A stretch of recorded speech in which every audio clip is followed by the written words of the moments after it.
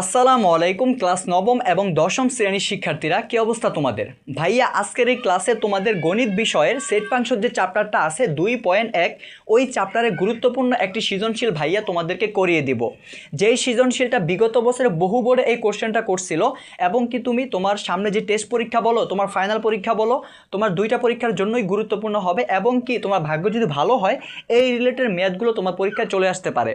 তো দেরি না করে অবশ্যই এই ভিডিওটি ফলো করো, এবং ভাইয়া যে সৃজনশীলটা তোমাদেরকে করিয়ে দিচ্ছি ওইটা অবশ্যই মনোযোগ সহকারে ফলো করবা। ইনশাআল্লাহ তুমি এই রিলেটেড যত ম্যাথ তোমার কোশ্চেন করুক না কেন, তুমি ইজিলি অ্যান্সার করতে পারবা। এক কথায় তুমি ইজিলি অ্যান্সার করতে পারবা। ভাইয়া তোমাদের কথা হচ্ছে, তোমরা মাদ্রাসা স্টুডেন্ট বলো, তোমরা স্কুলের স্টুডেন্ট বলো, তোমরা অবশ্যই এই ক্লাসটি দেখতে পারবা। দুইটা ক্লাস অর্থাৎ এই দুইটা শ্রেণীর স্টুডেন্টদের জন্যই এই ক্লাসটি প্রযোজ্য। কারণ যেহেতু তোমাদের সামনে টেস্ট পরীক্ষা আছে, ফাইনাল পরীক্ষা আছে, অবশ্যই তোমাদের ভালোভাবে প্রিপারেশন নেওয়া উচিত। এবং তুমি এই মুহূর্তে কি করবা? এই মুহূর্তে তোমার কাজ হবে বেশি বেশি টেস্ট পেপার সলভ করা, মডেল টেস্ট সলভ করা, অথবা বোর্ড কোশ্চেন সলভ করা, যাতে করে তুমি এগুলো সলভ করার মাধ্যমে তোমার পরীক্ষার জন্য একটু এগিয়ে নিয়ে যেতে পারো নিজেকে। সো ভাইয়া তোমাদের কাছে বরাবরই ভাইয়ার যে রিকোয়েস্টটা থাকবে ওইটা হলো, তোমরা অবশ্যই ভিডিওতে একটি লাইক করে দাও আর চ্যানেলটা সাবস্ক্রাইব করে দাও, এবং তুমি চাইলে কমেন্ট করে জানাতে পারো তোমরা সামনে কী ক্লাসগুলো তোমাদের প্রয়োজন, কী ক্লাসগুলো তোমাদের দরকার, ওইটা চাইলে ভাইয়া অবশ্যই তোমাদের কাছে অতি দ্রুত পৌঁছে দিতে পারবো। সো ভাইয়া তার আগে তোমাদের সৃজনশীলে যাব, তার আগে তোমাদেরকে কিছু বেসিক দরকার, যাতে করে এই বেসিকটা জানা থাকলে তুমি এই সৃজনশীলটা অতি শীঘ্রই এবং অতি দ্রুত করতে পারবা, এবং তোমার ব্রেনে ইতিমধ্যেই গেঁথে যাবে। সো ভাইয়া প্রথমে তুমি এই যে স্ক্রিনে দেখো, তোমার ভালোভাবে প্রশ্নটি দেওয়া আছে। সেট ফাংশনের ক খ গ তিনটা টপিকেরই প্রশ্ন এখানে দেওয়া আছে। তোমরা ভালোভাবে প্রশ্নটা ফলো করো। এই প্রশ্নটা তোমার খাতায় নোট করে ফেলো। এই প্রশ্নটা থেকে আমরা সলভগুলো করে চেষ্টা করব। সো ভাইয়া প্রথমে আসি। প্রথমে তোমাদের সেট ফাংশন অধ্যায়ের যে জিনিসটা প্রথমে জানতে হবে, এই জিনিসটা, আর আরেকটা হলো এই জিনিসটা। এই দুইটা জিনিসের ভিতরে দেখতে হয়তো একরকম, কিন্তু এই দুইটা জিনিসের ভিতরে একটু পার্থক্য আছে। সো ভাইয়া যখন তুমি সেট ফাংশন অধ্যায়ের সৃজনশীলগুলো করতে যাবা, এইটা তোমার প্রায় সময় পাবা, এবং কি তুমি এইটাও পাবা। এটার নাম তুমি কি ধরবা জানো? এটার নাম ধরবা তুমি ক্যাপ, আর এটা ধরবা তুমি কাপ। কারণ এটা বলতে গেলে উপর দিক থেকে ডাউন করে, এটা হলো ক্যাপের মতো বলতে গেলে দেখা যায়, ক্যাপের মতো। আর চায়ের কাপ যেমন এরকম পাত্র ভিতর মেলা থাকে না, ওরকমভাবে কিন্তু এই টপিকটা দেওয়া আছে। তাহলে তুমি কি করবা? তোমার প্রত্যেকটা সৃজনশীলের ভিতরে যখন তুমি এই রিলেটেড কোনো টপিক দেখবা, তখন তুমি বুঝে নিবা এটা হলো একটি ক্যাপ, কেমন। আর যখন তুমি এই রিলেটেড একটা চিহ্ন দেখতে পারবা, তাহলে এটাকে তোমাকে মনে করতে হবে কি? এটাকে মনে করতে হবে কাপ। ঠিক আছে, তোমাকে ক্লিয়ার করতে পারছি, এটা হলো ক্যাপ আর এটা হলো কাপ। এবং কি তুমি এটাও বলতে পারো, এটা কমন বলতে পারো, অথবা এটা আনকমন বলতে পারো। এই দুইটা নাম দিলাম, এই দুইটা থেকে তোমার যেইটা কমফোর্টেবল মনে করবা ওইটাই তুমি অবশ্যই অ্যাপ্লাই করবা। তারপরে ভাইয়া তুমি লক্ষ্য করো, এই একটা চিহ্ন দেখো, এইটা দেখতে পুরোপুরি ত্রিভুজের মতো দেখতে দেখা যায়। তো ভাইয়া এটা কিন্তু সেট ফাংশনের ক্ষেত্রে আলাদা। সাপোজ ধরো এখানে একটা 2 মান দেওয়া আছে, আর এখানে সাপোজ ধরো এখানে একটা এক্স দেওয়া আছে। এখন তুমি বলো তো কোনটা বেশি বড় এবং কোনটা তোমাকে ছোট ধরতে হবে? তুমি জিনিসটা ফলো করবা, যখন এই রিলেটেড যখন কোনো চিহ্ন দেখবা, তখন তুমি ভাববা এটার মুখটা যেভাবে করা আছে, এটার মুখটা কিন্তু এই সাইড করা আছে। এই সাইডে যেহেতু এটার মুখটা এই সাইড বড়, তাহলে এই সাইডে তোমার যেই মানটা থাকবে ওই মানটাই তোমাকে সবসময় অলওয়েজ বড় ধরতে হবে। এবং যেহেতু এটা একটা কোণা, এটা একটা ছোট চিহ্ন, তাহলে এই পাশে যখন যেই চিহ্নই থাকুক না কেন, অবশ্যই তোমাকে এটা ছোট ধরতে হবে। তারপর ভাইয়া তুমি দেখো এই চিহ্নটা, এই চিহ্নটার কথা বলতে গেলে তুমি তো এখন বলো তো এই চিহ্নটার কোনটা বড় দিক এবং কোনটা ছোট দিক? এক কথা বলতে গেলে সাপোজ ধরো আমি এটার মান দিলাম এক্স এবং এটার মান দিলাম ধরো 3, ঠিক আছে। এখন বলো তো তুমি এই দুইটা থেকে কোনটা বেশি বড় হবে? তোমাকে আমি অলওয়েজ একটা কথা বলে দিই, যে এটার মুখ যেদিকে থাকবে ওইটাকে তোমাকে সবসময় বড় ধরতে হবে, এবং এটা যেহেতু কর্নার, এটার মুখটার অপর পার্ট যেটা থাকবে ওটা হলো ছোট। যেহেতু এটার মুখটা এদিকে করা আছে, অবশ্যই এক্সের মানটা বড় হবে, এবং যেহেতু এটার কোণাটা এদিকে করা আছে, তাহলে অবশ্যই 3টা ছোট হবে। তো তোমাকে ক্লিয়ার করতে পারছি কোনটা কি হবে, কোনটা কাপ হবে, কোনটা ক্যাপ হবে, এবং কোনটার কাজ কি মোটামুটিভাবে তোমাকে ক্লিয়ার করতে পারছি। এবার চলো তোমরা ভালোভাবে সুন্দরভাবে তোমাদের প্রশ্নটি দেখো। এবার চলো তোমাদের প্রশ্নটি আমি সমাধান করে দেখিয়ে দিচ্ছি। সো ভাইয়া তোমাদেরকে কিন্তু তোমাদের যতটুকু বেসিক প্রয়োজন এই ম্যাথটা করতে গেলে ওই বেসিকটা তোমাকে দিয়ে দিছি। তুমি এখানে প্রশ্নটা লক্ষ্য করো, এই প্রশ্নটা তুমি তোমার খাতায় উঠিয়ে ফেলো। এবার চলো তোমাদেরকে সমাধানটা দেখিয়ে দিই।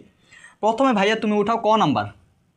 ভাইয়া তুমি ক নাম্বার দিয়ে দেওয়া আছে লিখবা। দেওয়া আছে লিখে তুমি সুন্দরভাবে তোমার এই নাম্বারের যেই মানটা দেওয়া আছে উদ্দীপকে, ওইটা তুমি ভালোভাবে উঠিয়ে ফেলো। সাপোজ কী কী আছে, এক্স আছে, তারপর বিলং আছে, এক্স বিলং, তারপর এন, তারপর সাজ দ্যাট। ভাইয়া তুমি ভালোভাবে লক্ষ্য করো, এই যে এই মানটা দেওয়া আছে না, এই মানটার নাম কি?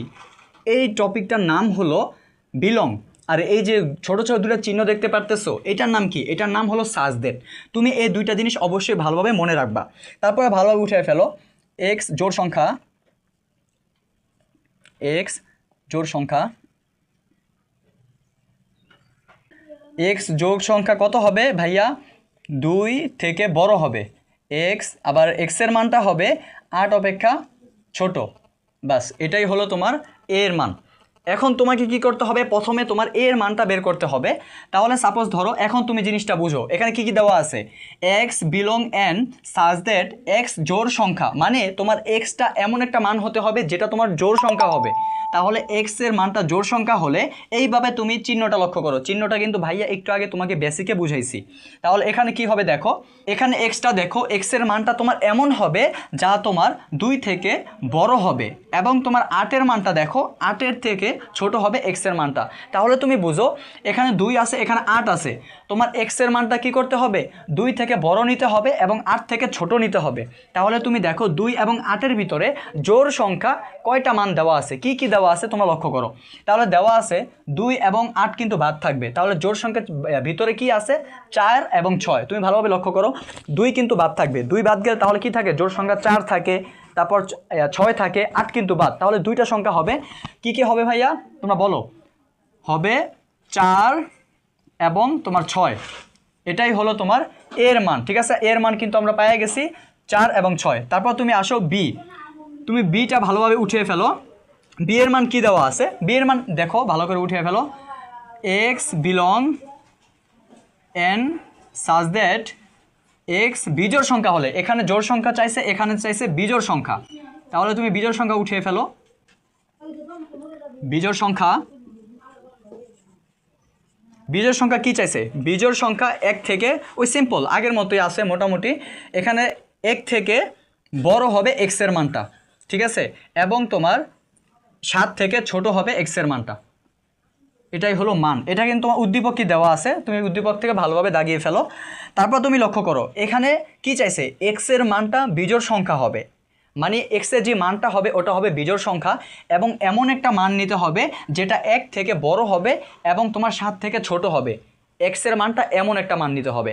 তাহলে তুমি লক্ষ্য করো, এখানে 1 আছে এবং 7 আছে, 1 আর 7 কিন্তু হবে না। তাহলে 1 এবং 7-এর ভিতরে তোমার বিজোড় সংখ্যা কি আছে? 3 আছে এবং 5 আছে, 7 তো ভাইয়া হবে না।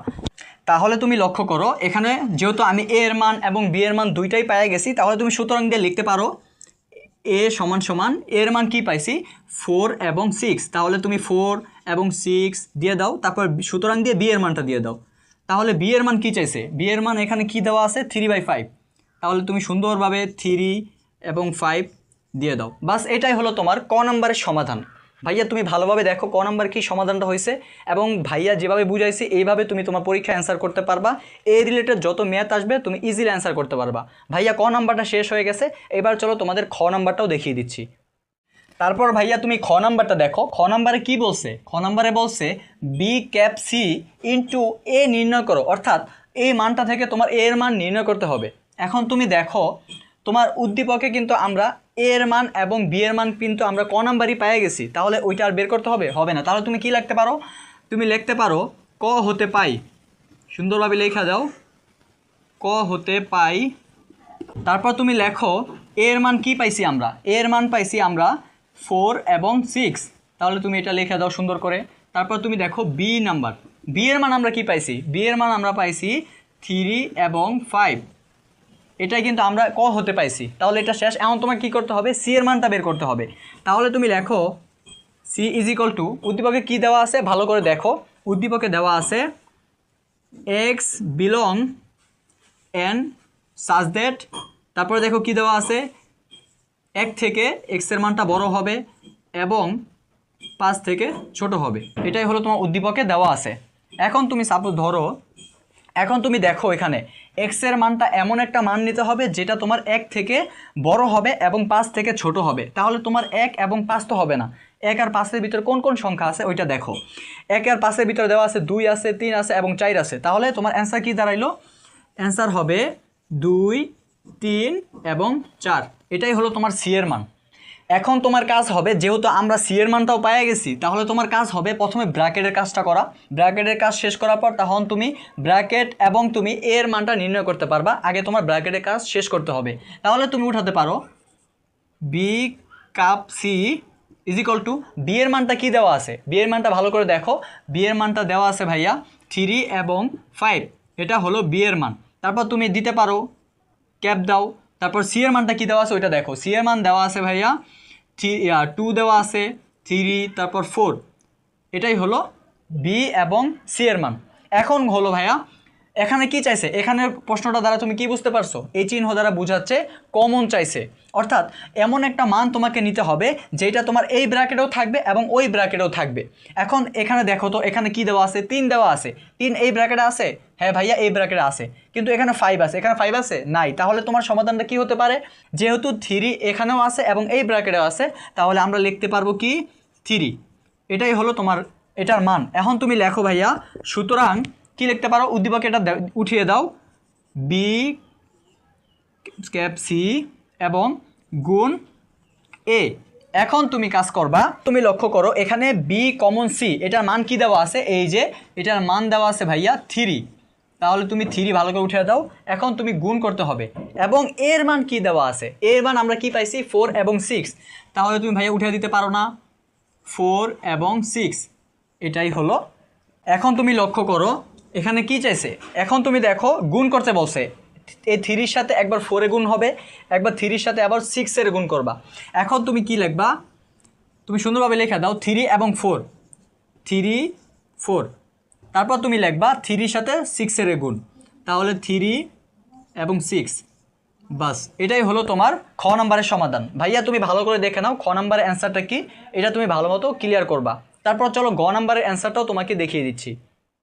তারপর ভাইয়া তুমি লক্ষ্য করো গ নাম্বার দিয়ে তুমি সুন্দরভাবে উদ্দীপকটা উঠাইবা। উদ্দীপকে কি বলছে, দেখাও যে এ কাপ বি এবং common C is equal to A cap C এবং আনকমন বি কমন সি। এটা তুমি উদ্দীপকটা ভালো মতো উঠাও। এখন তুমি সমাধানে আসো। সমাধানে তুমি কি লিখবা, সমাধানে লিখবা ডাইরেক্ট, যেহেতু আমরা এখানে কি চাইছে এ এবং বি সি তিনটার মান কিন্তু আমরা উদ্দীপকে আগেই পাইছি, তাহলে তো আমরা উঠাইতে পারি না, ক ও খ হতে পাই, ভালো মতো তোমরা লিখে ফেলো, খ হতে পাই কি পাইছি ভাইয়া, এর মান, তুমি সুন্দর করে এর মানটা উঠে দাও। এর মান কি পাইছি 4 এবং 6, এটাই হলো এর মান। তারপর তুমি বি এর মান উঠাও, বি এর মান কি পাইছি 3 এবং 5, এবং তুমি সি এর মানটা উঠাও, যেহেতু আমরা সি এর মানটাও পাইছি। সি এর মান কি আছে 2 3 এবং 4, এটাই হলো সি এর মান। এখন তুমি কাজ করবা, আমরা ক এবং খ হতে পাই এর মান, বি এর মান, সি এর মান, এতটুকু কিন্তু ক্লিয়ার হয়ে গেছে। এখন তুমি আসো, আমাদের বাম পক্ষ দিয়ে বাকি কাজগুলো করতে হবে। এখন তুমি লেখো, এখন বাম পক্ষ লিখবা, যেহেতু তোমাকে আগে বাম পক্ষটা বের করতে হবে। বাম পক্ষ সমান সমান, বাম পক্ষ কী দেওয়া আছে তুমি ভালো মতো দেখো। বাম পক্ষ দেওয়া আছে এ আনকমন বি এবং কমন সি। ভাইয়া তুমি বাম পক্ষ দিয়ে উদ্দীপকে যেটা চাইছে ওইটা উঠাইছো। এবার তুমি যে কাজটা করবা, প্রথমে তোমার ব্র্যাকেটের কাজটা শেষ করতে হবে। তাহলে ব্র্যাকেটে কি দেওয়া আছে ওইটা লক্ষ্য করো। ব্র্যাকেটে দেওয়া আছে এ আনকমন বি সমান সমান, এবার তুমি দেখো এর মান আমরা কি পাইছি, এর মান আমরা পাইছি 4 এবং 6। এবার তুমি আনকমনের পরিবর্তে আনকমন দিয়ে দাও এবং বি এর মানটা উঠিয়ে দাও। বি এর মানটা কি চাইছে, বি এর মান আমরা পাইছি 3 এবং 5, এটাই ছিল মান। এখন তুমি দেখো আনকমনের কাজটা কি, আনকমনের কাজটা হলো এ একটা ব্র্যাকেট এবং এ একটা ব্র্যাকেট, দুইটা ব্র্যাকেটের যত সংখ্যা আছে সবগুলো তোমাকে উঠাইতে হবে এবং ওইটা ধারাবাহিকভাবে সিরিয়াল বাই উঠাতে হবে। তাহলে তুমি দেখো 4 আছে, 6 আছে, তারপর 3 আছে, 5 আছে, তুমি কি সিরিয়াল বাই উঠাতে পারবা না। তোমাকে ধারাবাহিক একটা মেনটেন করে লিখতে হবে। যেমন ধরো 3 আছে, 4 আছে, 5 আছে, 6 আছে, একটু সাজিয়ে লিখবা। তাহলে তুমি লেখো 3 আছে, 4, তারপর দেখো 5 আছে এবং 6 আছে, এটাই হলো তোমার এক এবং আনকমন বি এর মান, ঠিক আছে। তারপর তুমি দেখো, এইবার তুমি লেখো পুরো উদ্দীপকের যে মানটা দেওয়া আছে ওইটা উঠাও বাম পক্ষের, যেমন এ আনকমন বি তারপর কমন সি, এটার মানটা তুমি উঠাবা। এখন তুমি দেখো এ আনকমন বি, এটার মান আমরা কি পাইছি, এটার মান আমরা পাইছি 3 4 5 6। তুমি ভালো করে দেখো, তাহলে তোমার এটার মান কি হবে, এটার মান হবে 3 4 5 এবং 6 এবং তুমি দেখো কমন সি, সি এর মান আমরা কি আছে, সি এর মান আমরা পাইছিলাম 2 3 এবং 4, এটাই হলো সি এর মান। এখন তুমি যে কাজটা করবা, এই কাজটা হলো এই দুইটা ব্র্যাকেট থেকে তোমার এমন মান নিতে হবে যেটা এই ব্র্যাকেটও থাকবে এবং ওইটাই এই সেম সংখ্যাটা এই ব্র্যাকেটেও থাকবে, এটা হলো কমনের কাজ। এখন তুমি দেখো এই ব্র্যাকেটে কি দেওয়া আছে, 3 আছে, এখানে 3 আছে, হ্যাঁ এখানে আছে, তাহলে 3টা উঠবে এবং 4 দেখো 4 এখানেও আছে এখানেও আছে, তাহলে এখানে 4ও উঠবে। তারপর তুমি দেখো এখানে 5 আছে, এখানে 5 নাই, এখানে 6 আছে, এখানে 6 নাই, তাহলে অ্যান্সার কি দাঁড়ায়, 3 এবং 4, এই দুইটাই হলো তোমার অ্যান্সার। তারপর তুমি ডান পক্ষ কাজ করবা, তুমি লেখো আবার আবার আবার দিয়ে তুমি ডান পক্ষ লেখো। উদ্দীপকে কি দেওয়া আছে তুমি ভালো করে দেখো, উদ্দীপকে দেওয়া আছে A common C uncommon B common C. ভাইয়া তুমি ডান পক্ষ যেহেতু উঠাইছো, ডান পক্ষের প্রথমে কাজটা দেখো, উদ্দীপক থেকে ডান পক্ষ উঠাইছো, প্রথমে তোমার কাজ করতে হবে ব্র্যাকেটের কাজ, ব্র্যাকেটের কাজ সম্পূর্ণ করার পর তারপর তুমি বাকি অংশে যাবা। তাহলে তুমি দেখো এখানে কি আছে, এখানে এ কমন সি, তাহলে তুমি এর মানটা নিয়ে নাও। এর মান কি পাইছি আমরা 4 এবং 6, এটাই হলো এর মান, তাই কমনের পরিবর্তে কমন দিয়ে দাও। এবং সি এর মান কি পাইছো ওইটা দেখো, সি এর মান আমরা পাইছি 2 3 4, তাহলে 2 3 এবং 4। এখন তুমি দেখো এই চিহ্ন দ্বারা কি বুঝাইছে, কমন, মানে এমন একটা শব্দ তোমাকে নিতে হবে যেটা এই ব্র্যাকেটেও থাকবে এবং এই ব্র্যাকেটেও থাকবে। তাহলে তুমি দেখো 4 এখানে আছে, এখানে আছে, হ্যাঁ আছে, তাহলে তুমি সুন্দর করে 4টা লিখে দাও। 4 লিখছো, তাও 6 দেখো এখানে আছে, এখানে আছে, নাই, তারপর দেখো 4 6 নাই, তাহলে শুধু 4 আছে, তাহলে তোমার অ্যান্সার হবে কি 4। এটাই হলো তোমার এ কমন সি এর মান।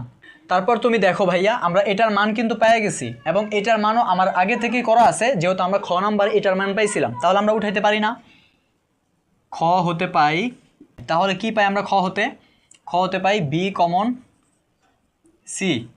তাহলে এটার বি কমন সি, এটার মান কি ছিল আমাদের, এটার মান ছিল 3,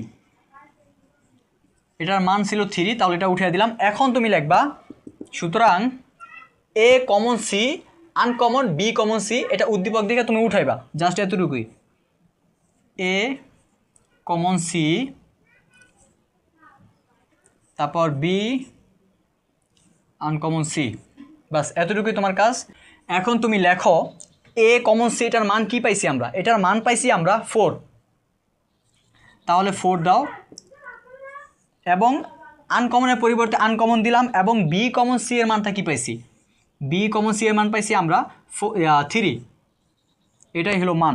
এখন তুমি একটা কাজ করবা, এখানে যেহেতু আনকমন চিহ্নটা দিছে তোমাকে কি করতে হবে, দোনো ব্র্যাকেটের মানটাই উঠাতে হবে, জাস্ট একটু সাজিয়ে লিখতে হবে। তাহলে এখানে কি আছে 4 3, তুমি একটু সাজিয়ে লিখবা 3/4, তাহলে 3 এবং 4, বাস। তারপর তুমি দেখো যেহেতু আমরা মান পেয়ে গেছি সব কিছু, এখন তুমি লিখবা সুতরাং বাম পক্ষ সমান সমান ডান পক্ষ দেখানো হলো, এটা লিখবা। তাহলে আমরা লিখি সুতরাং বাম পক্ষ সমান সমান ডান পক্ষ দেখানো হলো।